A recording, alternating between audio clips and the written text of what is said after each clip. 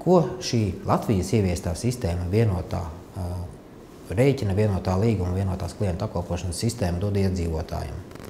Pirmkārt, jo tas ir lētāk. Jo, ja ir viens rēķins, tad ir viena pakalpojuma maksa par rēķinu apmaksu. Tas ir arī ātrāk, samaksāja vienu rēķinu un viss, un aizmirst tās problēmas. Nav iespējas neko sajaukt, jo, ja ir divi rēķini, tad tu vari vienu rēķinu pārskaitīt uz sadales tīkla kontu, bet varbūt tas nav sadales tīkla rēķins, otru rēķinu pārskaitīt uz tirgotāju kontu, bet nedod Dievs, tu pārskaitīsi sadales tīkla rēķinu uz tirgotāju kontu. Tad ir iespējas kļūdīties, ja ir divi rēķini. Ja ir viens rēķins, šīs iespējas kļūdīties nav, tad tas ir vienkāršāk.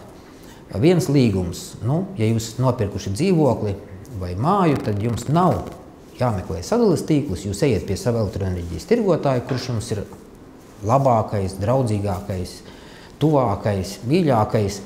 Ejiet pie viņa, sakiet, es nopirku šo dzīvokli, tirgotājs paziņo, ka ja jūs, mūsu klients tāds un tāds ir nopircis šo dzīvokli vai māju, sadales tīklam viņš paziņo un attiecīgi uzreiz var sākt tirgot. Nav klientam jānāk vēl pie sadales tīkla, runāt ar sadales tīklu, redziet, es esmu nopircis dzīvokli, atnāc tagad vienu dienu pie sadales tīkla, rītdien iet pie tirgotāja. Šis papildus ceļš nav jāmēro.